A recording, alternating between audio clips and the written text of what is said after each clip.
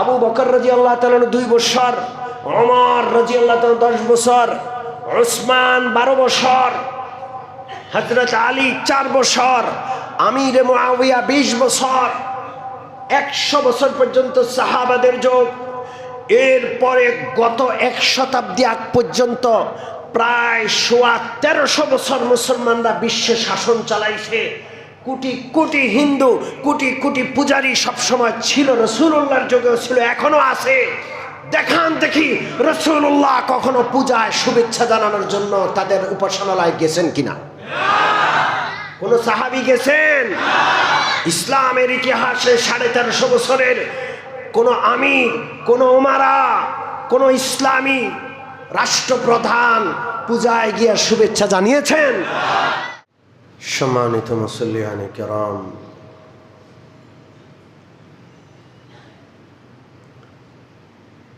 আমরা সকলেই মুমিন মুসলমান। মুমিন মুসলমানের মুসলমান হওয়ার জন্য, মুমিন হওয়ার জন্য সর্বপ্রথম শর্ত হলো এক, আল্লাহ তাআলার একত্ববাদে বিশ্বাসী হতে হবে।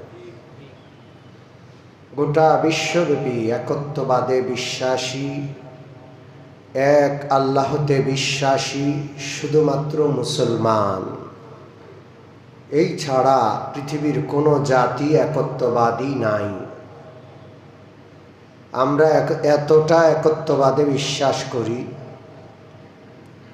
আমরা সমস্ত ক্ষমতার মূল কেন্দ্র একজনকে মানি, তিনি কে? আল্লাহ। এই একত্ববাদের বিশ্বাস, লা শরীক আল্লাহর বিশ্বাস, এটা আমাদের ঈমানের মূল। এটাতে কোনো নড়চড় হবে, সে আর মুমিন মুসলমান দাবি করতে পারবে না। দাবি করলে এই দাবি মিথ্যা বলে প্রমাণিত হবে। আল্লাহ কয়জন? গোটা কোরআনের 1/3 ব্যাপী আল্লাহর একত্ববাদ বোঝানো হয়েছে। কোরআনে যদি 6000-এর বেশি আয়াতও হয়, মনে করেন 6500-এর কাছাকাছি আয়াত, এই 6500-এর কাছাকাছি আয়াতের 1/3, প্রায় 2500, কয় হাজার আয়াত? 2500-এর বেশি আয়াত শুধু আল্লাহর ক্ষমতা, আল্লাহর একত্ববাদ সম্পর্কে নাজিল করেছেন কে? আল্লাহ। এই বিশ্বাসে কোন রকম সামান্য চিড় ধরলে সব শেষ, সব ধ্বংস, কিচ্ছু থাকবে না, সব বেকার। এই বিশ্বাস এত গুরুত্বপূর্ণ, হযরত মুআজ ইবনে জবল রাদিয়াল্লাহু তাআলা আনহুর একটি হাদিস আছে। হযরত মুআজ রাসূলুল্লাহর পিছনে ঘোড়ায় বসা, এক ঘোড়ায় 2 জন বসা, রাসূলুল্লাহ সামনে, মুআজ রাদিয়াল্লাহু আনহু পিছনে। এরকম ঘোড়ায় বসলে কত কাছাকাছি হয় এর একটা দৃষ্টান্ত এই যুগে আছে। যেমন মোটর বাইক বা হুন্ডায় যদি 2 জন বসে, তো একজন আরেকজনের কত কাছাকাছি, একজনের বুকের সাথে আরেকজনের পিঠ লাগানো থাকে, কত কাছাকাছি, একজনের মুখের সাথে আরেকজনের কান লাগানো থাকে, ঠিক কি ঠিক না? তো ঘোড়ায়, উটে, খচ্চর, গাধায় ডাবলিং করা হতো আগে, একজনের পিছনে আরেকজনকে মহব্বত করে বসানো হতো। রাসূলুল্লাহ সাল্লাল্লাহু আলাইহি ওয়াসাল্লাম হযরত মুআজকে আদর করে মাঝে মাঝে পিছনে বসাইতেন। হযরত মুআজ থেকে বেশ কিছু হাদিস বর্ণিত, যেটা রাসূলুল্লাহ মুআজকে পিছনে বসিয়েছেন, রাসূলুল্লাহ সামনে বসে বলেছেন। এই অবস্থার হাদিসগুলো বিশেষভাবে চিহ্নিত, লাইসা বাইনি ওয়া বাইনাহু ইল্লা মুআখারাতুর রাহিম। রাসূলুল্লাহর মধ্যে আর আমার মধ্যে আর কোনো পার্থক্য নাই, একজনের গায়ের সাথে একজন লাগানো। আল্লাহর নবী সাল্লাল্লাহু আলাইহি ওয়াসাল্লাম এই অবস্থায় হযরত মুআজ রাদিয়াল্লাহু তাআলা আনহুকে 10টা ওসিয়ত করলেন, 10টা গুরুত্বপূর্ণ ওসিয়ত করলেন। এক একটা ওসিয়ত সোনার অক্ষরে লিখে রাখার মতো, এত দামি দামি ওসিয়ত। এক একটা নসিহা নিয়ে কথা বললে এক এক জুমা কথা বলা যাবে। এর মধ্যে 1 নম্বর নসিহা হইল, আল্লাহ রসুল বলেন লা তুশরিক বিল্লাহি শাইআ। মুআজ শুনে রাখো, এক আল্লাহ রাব্বুল আলামিনের সাথে কখনো কাউকে শরীক করবে না। অন্য বর্ণনায় আছে ওয়ালা তুশরিকান্না বিল্লাহি শাইআ, কখনো কোনোভাবেই আল্লাহর সাথে কাউকে শরীক করবে না। আমাদের তালেবে ইলমরা জানে নুনে তাকিদ, লামে তাকিদ বা নুনে তাকিদ সাকিলা, কখনো কোশ্চেন কালেও কোনোভাবে আল্লাহ তাআলার সাথে কাউকে শরীক করবে না। কতটা কঠিন পরিস্থিতি হলেও আল্লাহর সাথে শিরিক করবে না। নবীজি সেটাও বলছেন, ওয়া ইন কুতিলতা আও হুররিকতা, ওয়া ইন কুতিলতা আও হুররিকতা, যদি তোমাকে হত্যা করা হয়, যদি তোমাকে জীবন্ত আগুনে পোড়ানো হয়, তুমি দেখছো তোমাকে আগুনে নিক্ষেপ করবে, আগুনে পুড়িয়ে ফেলা হবে, তুমি দেখতে পাচ্ছ তোমার জন্য হত্যা করার সমস্ত আয়োজন রেডি, আর তোমাকে অপশন দেওয়া হয়েছে হয়তো আল্লাহর সাথে শরীক করা, আর না হলে তোমাকে হত্যা করা হবে। তুমি হত্যা হয়ে যাওয়ার মরণের সিদ্ধান্ত নিবা, তাও আল্লাহর সাথে শরীক করার সিদ্ধান্ত নিবা না। কঠিন বিষয়। অন্য বর্ণনায় আছে আল্লাহ রসুল বলেন ওয়া ইন কুতিলতা আও হুররিকতা, তোমাকে যদি টুকরো টুকরো করা হয়, খবরদার তাও আল্লাহর সাথে শিরিক করবা না। এমন আয়োজন যে একবারে বুটি কাবাব বানানো হবে, তাকে টুকরো টুকরো করে ফেলা হবে, এমন আয়োজন দেখছে, আর শিরিক করার অফার আসছে, শিরিক করলে ছেড়ে দিবে। রাসূলুল্লাহ বলেন খবরদার শিরিক করবা না। এত কঠিন বিষয়। আল্লাহ রসুল সাল্লাল্লাহু আলাইহি ওয়াসাল্লামকে আল্লাহ তাআলা পবিত্র কোরআনে বলছেন ওয়ালাকাদ উহিয়া ইলাইকা ওয়া ইলাল্লাযীনা মিন ক্বাবলিক, ওগো নবীজি আপনার কাছেও ওয়াহি পাঠানো হচ্ছে, আপনার পূর্বে প্রত্যেক নবীর কাছে একই ওয়াহি পাঠানো হয়েছে। লাইন আশরাকতা লায়াহবাতান্না আমালু, যদি আপনিও শিরিক করেন আপনার সমস্ত আমল ধ্বংস হয়ে যাবে।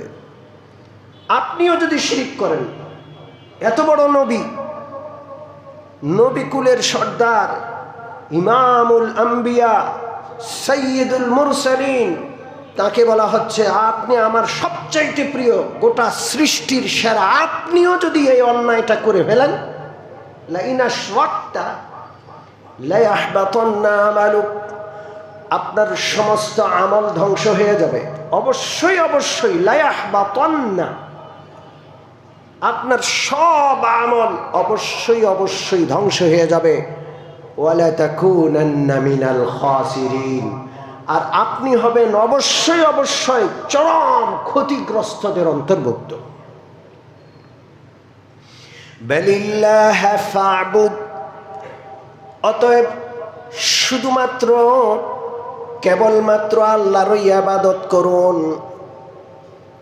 ওয়াকুম মিনাশ শাকিরিন, আপনি শুকরগুজার হন। আল্লাহর সাথে কুফরি করলে, আল্লাহর সাথে শিরিক করলে এত বড় কুফরি আর হয় না। সবচেয়ে বড় কুফরি, সবচেয়ে বড় নাশুকরি হলো আল্লাহর সাথে শিরিক করা। আপনি কেন শিরিক করবেন? কাকে আল্লাহর সমান আপনি স্থির করবেন? কেউ আল্লাহর সমান নাই।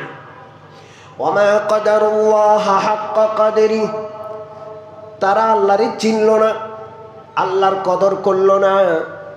ওয়াল আরদু জামিআন কবদাতুহু, যত জমিন আছে গোটা পৃথিবী, গোটা সৃষ্টি জগৎ আল্লাহ রাব্বুল আলামিনের কুদরতি হাতে, হাতের মুঠোয়।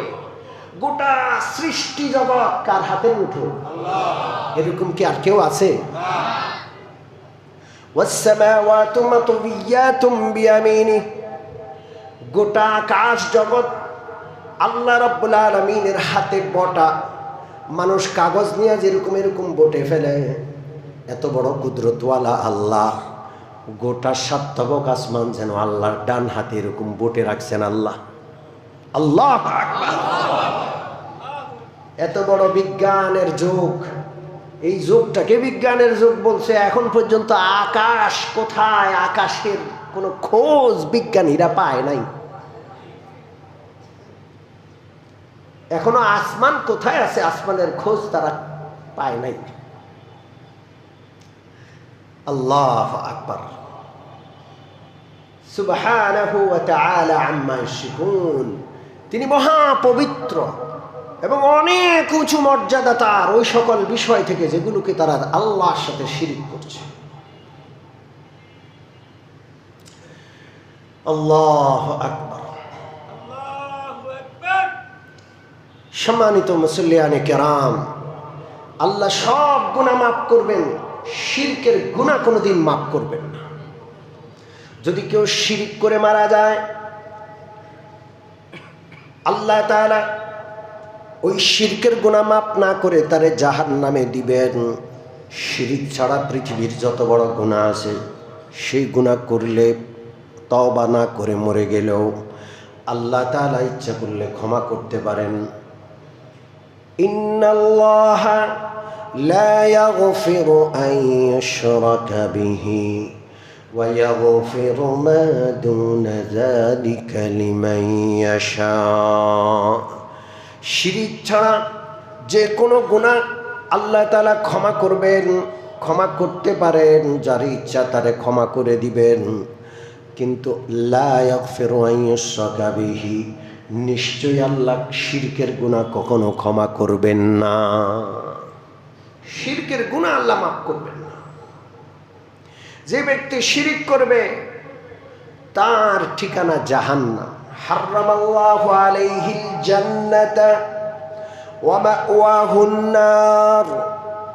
সূরাতুল মায়েদায় আল্লাহ তাআলা বলেন, যেই ব্যক্তি আল্লাহর সাথে শিরিক করবে তার জন্য আল্লাহ জান্নাত হারাম করে দিবেন, তার উপর জাহান্নাম ওয়াজিব হয়ে যাবে, তার ঠিকানা নিশ্চিত জাহান্নাম। শিরকের মতো বড় অপরাধ আর নাই। খুন, খারাপি, সন্ত্রাসী, যত রকমের গুনাহ আছে সব শিরকের নিচে। পৃথিবীর সবচেয়ে বড় অন্যায়, সবচেয়ে বড় মারাত্মকতম অপরাধের নাম কি? জোরে বলেন। ইয়া বুনাইয়া লা তুশরিক বিল্লাহি ইন্নাশ শিরকা লাযুলমুন আযীম। আল্লাহ রাব্বুল আলামিন হযরত লোকমানের নসিহত আমাদেরকে শোনাচ্ছেন। হযরত লোকমান তার সন্তানকে বলছেন, ও আমার সন্তান, লা তুশরিক বিল্লাহ, যাই করো শিরিক করো না। ইন্নাশ শিরকা লাযুলমুন আযীম। পৃথিবীর সবচেয়ে বড় জুলুম, সবচেয়ে বড় অন্যায় হলো লাযুলমুন আযীম, শিরিক। এর চেয়ে বড় অন্যায়, এর চেয়ে বড় জুলুম আর পৃথিবীতে নাই। আল্লাহ রাব্বুল আলামিন মুমিন বান্দাদেরকে ডেকে বলছেন, ও মুমিন বান্দা, তোমরা যদি আমার কাছে এই অবস্থায় আসো, গুনাহ করতে করতে আসমান জমিন ভরে গেছে, লাউ আতাইতানি বিকরাবিল আরদি মিন খতায়া। ও মুমিন বান্দা, আমার কাছে তুমি কিয়ামতে আসলা, আসমান জমিন পুরাটা তোমার গুনাহে ভর্তি হয়ে গেছে, একটু জায়গাও রাখো নাই, এত গুনাহ করেছো যে আসমান জমিন পরিমাণ গুনাহ। কিন্তু তুমি এমন অবস্থায় আসছো, লা তুশরিক বি শাইআ, তোমার এই গুনাহের মধ্যে শিরকের গুনাহ নাই, কোনো ভয় নাই। লা আতাইতুকা বিকুরাবিহা মাগফিরা, আমি আসমান জমিন পরিমাণ ক্ষমা, মাগফিরাত, রহমত নিয়ে আসবো, তোমার সব গুনাহ আমি মাফ করে দিব। আমাকে শুধু একটা গ্যারান্টি দাও, আমাকে শুধু একটা গ্যারান্টি দাও যে তুমি শিরিক করবা না, তোমার এই গুনাহের মধ্যে শিরিক নামক গুনাহটা নাই, তাহলে চিন্তা করো না, তোমার গুনাহের চাইতে আমার ক্ষমা বেশি, আমার ক্ষমা আসমান জমিন ভর্তি হয়ে আসবে, রহমত দিয়ে তোমার গুনাহ সব মাফ করে দেবে। আমরা কি আল্লাহকে গ্যারান্টি দিতে পারবো ইনশাআল্লাহ যে আমরা মরে গেলেও শিরিক করব না ইনশাআল্লাহ? হাত তুলে একটু দেখান, নারায়ে তাকবীর, নারায়ে তাকবীর। আমরা শিরিক মুক্ত ঈমানওয়ালা মুসলমান ইনশাআল্লাহ। কোন প্রকারের শিরকের সাথে আমাদের কোনো আপোষ আছে?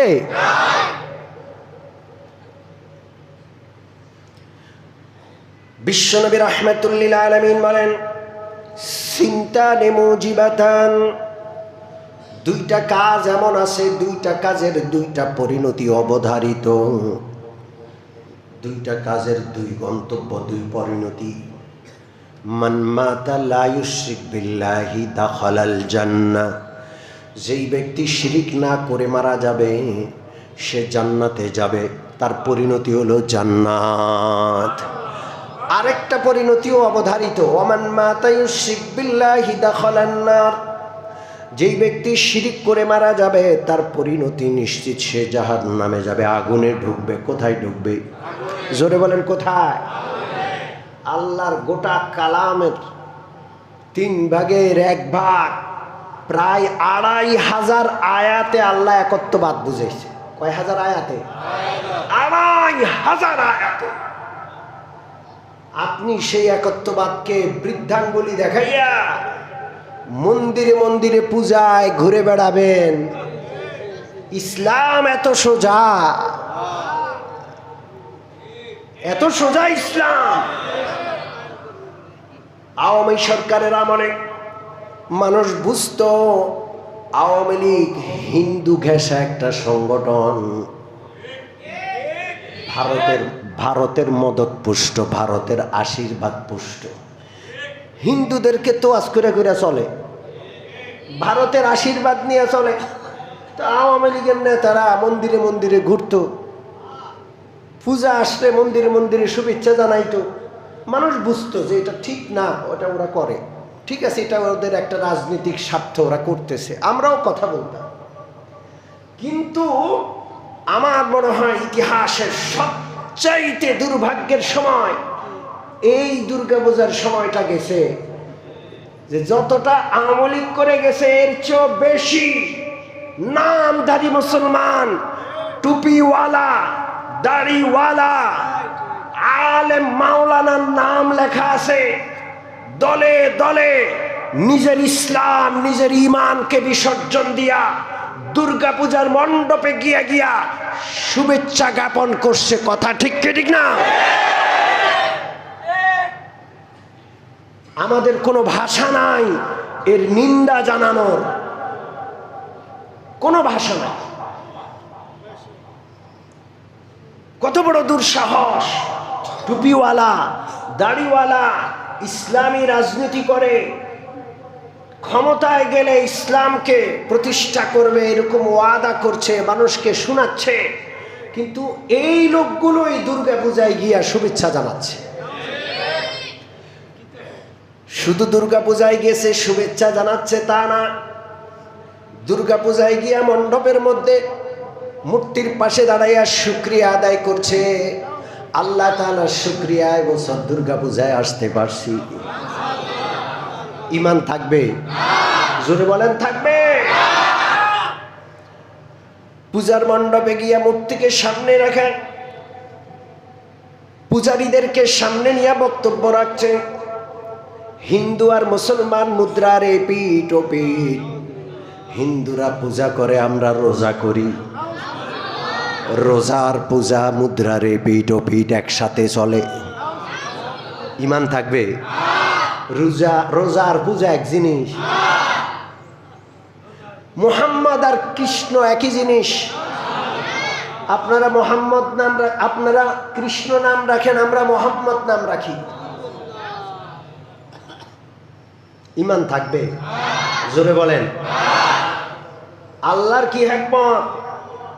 টুপি দাড়িওয়ালাদের মধ্যে কারা মুনাফিক, কারা ভবিষ্যতের মুনাফিক, এটা আল্লাহ তাআলা এই পূজাতে আমাদেরকে চিনায়া দিছেন। আওয়ামী লীগ পূজা মণ্ডপে গেছে, আমরা এতটা অস্থির হই নাই, এতটা বিচলিত হই নাই যতটা এবার হচ্ছি। কারণ আওয়ামী লীগ তার রাজনৈতিক স্বার্থে গেছে, আর এই লোকগুলো ইসলামকে, কোরআনকে বিক্রি করে ক্ষমতায় আসতে গেছে।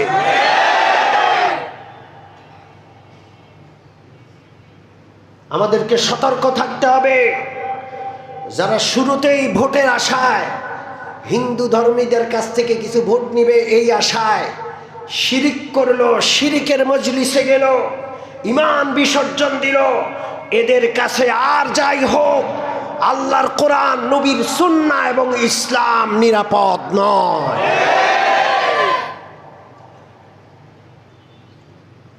গোটা দেশের আলেম ওলামারা জাতিকে সতর্ক করছে এবং এই বিষয়টার তীব্র নিন্দা জ্ঞাপন করছে। প্রতিযোগিতা দিয়া দিয়া দলে দলে টুপিওয়ালা দাড়িওয়ালা দলে দলে তারা পূজা মণ্ডপে গেছে। কি আশ্চর্য! এরপর সাতক্ষীরার একজন মাওলানা, সম্ভবত তার নাম মাওলানা মতিউর রহমান, গত বছরের ভিডিও এটা, দুর্গা পূজায় গিয়া এমন ভাবে তাদের গীতা পাঠ করলো, সন্ন্যাসীরাও, তাদের যোগীরাও সম্ভবত এত সুন্দর গীতা পাঠ করতে পারবে না।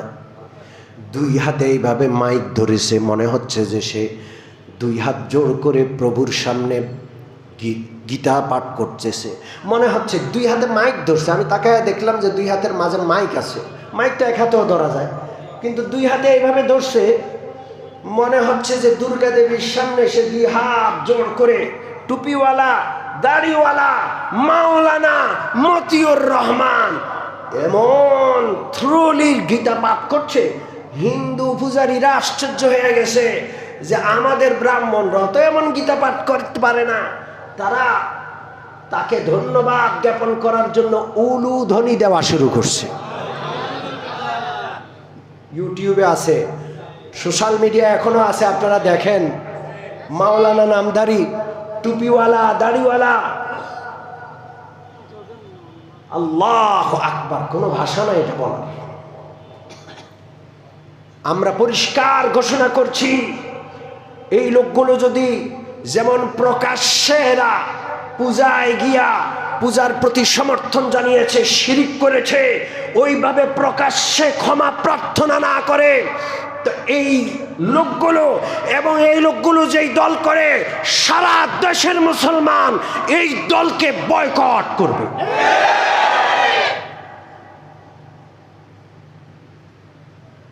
শিরক আর ইসলাম এক জায়গায় আসতে পারে না, শিরক আর তাওহীদ এক পাত্রে আসতে পারে না, নাপাক আর পাক পবিত্র জিনিস এক পাত্রে আসতে পারে না। পবিত্র অপবিত্রতার সাথে মিশলে গোটাটাই কি হয়ে যায়? এক বালতি দুধের মধ্যে যদি এক ফোঁটা চনা মিশে, এক বালতি দুধের মধ্যে এক ফোঁটা পেশাব যদি মিশে, গোটা দুধ আর দুধ থাকবে না, সবটাই পেশাব, সবটাই অপবিত্র হয়ে যাবে, সবটাকে ফেলে দিতে হবে। যারা এই কাজগুলো করছে, যারা রোজা আর পূজাকে এক করে দেখাইছে, মুদ্রার এপিঠ ওপিঠ বলেছে, মোহাম্মদ আর কৃষ্ণ আর বিশ্বকে এক বলে বলছে, এখনো তাদের পক্ষে সাওয়াই গাইতেছে ফেসবুকে। কত বড় দুঃসাহসী এরা! আবার ফেসবুকে আইসা ওইটার পক্ষে সাফাই দিচ্ছে, চুরি চুরি সিনা চুরি। আল্লাহু আকবার। আল্লাহ আল্লাহ আল্লাহ যেন তওবা করার তৌফিক দান করেন। আমরা কড়া ভাষায় বলেছি, কিন্তু অন্তরে দরদ আছে।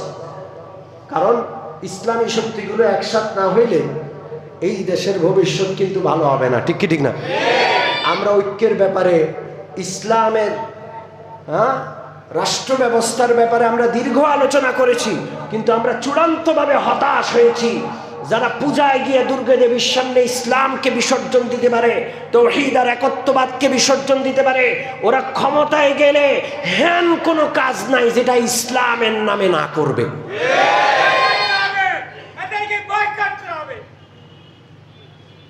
সম্মানিত মুসল্লিয়ানে কেরাম, অসুস্থ মানুষ আপনারা ক্ষমা সুন্দর দৃষ্টিতে দেখবেন। আমার সামনে বসা আছেন মুরব্বী মানুষ, আল্লাহ তাকে সুস্থতা দান করে দেন। যাই হোক, আসল কথায় ফিরে আসি। আমরা কি শিরকের সাথে আপোষ করব? জোরে বলেন। ইসলামের নাম বলে কেউ সামনে আসলেই আমরা ঝাঁপায়া পড়ব না। আমরা দেখব অতীত, ইতিহাস, বর্তমান সব কিছু দেখব যে এরা কিভাবে ইসলামকে ধারণ করে। রাজি আছি ইনশাআল্লাহ? ইসলামের নাম বললে আমরা ঝাঁপায়া পড়ব না, আমরা বুঝবো। কারণ ফিতনার যুগ। কিসের যুগ? জোরে বলেন, কিসের যুগ? ফিতনার যুগ। আল্লাহ রাসূল সাল্লাল্লাহু আলাইহি ওয়াসাল্লাম বলেন, কিয়ামতের আগে এমন একটা সময় আসবে, ইউসবিহুর রাজুলু মুমিনান ওয়া ইউমসি কাফিরা, ইউমসি মুমিনান ওয়া ইউসবিহু কাফিরা। কিয়ামতের আগে এমন একটা কঠিন সময় আসবে, সকালবেলায় বান্দা মুমিন থাকবে, সন্ধ্যা আসতে আসতে সে ঈমান হারায়া কাফের হয়ে যাবে। সন্ধ্যাবেলায় মুমিন থাকবে, রাত পোহাইয়া সকাল আসতে আসতে সে ঈমান হারাইয়া কাফের হয়ে যাবে, সে নিজেও টের পাবে না। এমন একটা কুফর আর শিরকের সময় আসবে। ঠিক কি ঠিক না? ভারতকে খুশি রাখা দরকার ক্ষমতায় আসার জন্য। এই জন্য পূজা মণ্ডপে গিয়া গিয়া নিজেকে ধর্মনিরপেক্ষতাবাদের পক্ষের লোক প্রমাণ করার জন্য যারা ক্ষমতায় যাওয়ার জন্য ঈমান বিসর্জন দেয়, আমরা তাদেরকে সন্দেহের চোখে দেখি। ঠিক কি ঠিক না? এরা আজকে ভারতের সামনে পূজা করতেছে, কালকে আমেরিকার সামনে সেজদা করে বসবে। ঠিক কি ঠিক না? আমরা এমন ইসলাম চাই না। ইসলাম একেবারে স্পষ্ট। তারাকতুকুম আলাল বাইদা, ইবনে মাজাহ শরীফের প্রথম পৃষ্ঠায় হাদিস রয়েছে। আল্লাহ রাসূল বলেন, তোমাদেরকে আমি সূর্যের আলোর মতো স্পষ্ট, কোনো অস্পষ্টতা নাই, এমন একটা ইসলাম দিয়া গেলাম, এমন একটা জীবন বিধান দিয়া গেলাম, কোনো প্রকারের অন্ধকার নাই, কোনো প্রকারের গোজামিল নাই। কথা ঠিক কি ঠিক না? আচ্ছা, আমি আপনাদেরকে জিজ্ঞেস করি, পূজা কি নতুন না আগে থেকে ছিল? রাসূলুল্লাহর যুগে পূজা ছিল কি ছিল না? না, ছিল না। নাকি? জোরে বলেন। আরে 360টা দেবদেবী কাবা ঘরের ভিতরে ছিল। গোটা মক্কার লোকেরা পূজারী ছিল, মদিনার লোকেরা পূজারী ছিল। দাওয়াত দিতে দিতে রাসূলুল্লাহ তাদেরকে ইসলাম ধর্মের দিকে আহ্বান করে আস্তে আস্তে করে ইসলাম গ্রহণ করিয়েছেন, হেদায়েতের পথে এনেছেন। আল্লাহর রাসূল ক্ষমতা চালিয়েছেন, 10 বছর পর্যন্ত মুসলিম রাষ্ট্রের প্রধান ছিলেন। আবু বকর রাদিয়াল্লাহু তাআলা 2 বছর, ওমর রাদিয়াল্লাহু তাআলা 10 বছর, উসমান 12 বছর, হযরত আলী 4 বছর, আমির মুআবিয়া 20 বছর। 100 বছর পর্যন্ত সাহাবাদের যুগ। এরপরে গত 1 শতাব্দী আগ পর্যন্ত প্রায় 1300 বছর মুসলমানরা বিশ্বে শাসন চালাইছে। কোটি কোটি হিন্দু, কোটি কোটি পূজারী সবসময় ছিল, রাসূলুল্লাহর যুগেও ছিল, এখনো আছে। দেখান দেখি রাসূলুল্লাহ কখনো পূজায় শুভেচ্ছা জানানোর জন্য তাদের উপাসনালয়ে গেছেন কিনা? কোন সাহাবী গেছেন? ইসলামের ইতিহাসে 1350 বছরের কোন আমির, কোন উমারা, কোন ইসলামী রাষ্ট্রপ্রধান পূজায় গিয়া শুভেচ্ছা জানিয়েছেন? কোথায় পাইলাম? দলে দলে মণ্ডপে মণ্ডপে গিয়া টুপিওয়ালা দাড়িওয়ালা আল্লাহ শুকরিয়া আদায় করতেছে। অমামিন মুসলমান, হিন্দু ধর্মী, হিন্দু ধর্মাবলম্বী সহ অন্য অন্য ধর্মাবলম্বীরা আমাদের দেশে তাদের পূজা করবে, তাদের ইবাদত বন্দেগী করবে, তাদের উপাসনা করবে এবং তাদেরকে নিরাপত্তা দেওয়া আমাদের আইন শৃঙ্খলা বাহিনীর দায়িত্ব। ঠিক কি ঠিক না? সাধারণ জনগণ, রাজনীতিবিদ, নেতৃবৃন্দ, মুসলমান সেখানে যাবে না, সেখানে যাবে আইন শৃঙ্খলা বাহিনী। ঠিক কি ঠিক না? দেশে আইন শৃঙ্খলা বাহিনী আছে, দেশের প্রশাসন আছে, তাদের দায়িত্ব হলো ওখানে নিরাপত্তা প্রদান করা, নিরাপত্তা নিশ্চিত করা। আপনি জনসাধারণ, মুমিন মুসলমান টুপিওয়ালা দাড়িওয়ালা পূজায় যাওয়ার কোনো দরকার নাই। ঠিক ঠিক না? আমরা কি আর যাব কোনোদিন? যারা যায়, যারা গেল, তারা যদি প্রকাশ্যে ক্ষমা প্রার্থনা না করে, তওবা না করে ফিরে না আসে, আমরা এদেরকে চিনে রাখলাম, ভোটের সময় আমরা কড়া জবাব দিব ইনশাআল্লাহ। আল্লাহ তাআলা আমাদেরকে সারা জীবন মৃত্যু পর্যন্ত শিরিক আর কুফর থেকে বিরত থাকার খাঁটি ঈমান নিয়ে আল্লাহর কাছে যাবার তৌফিক দান করেন।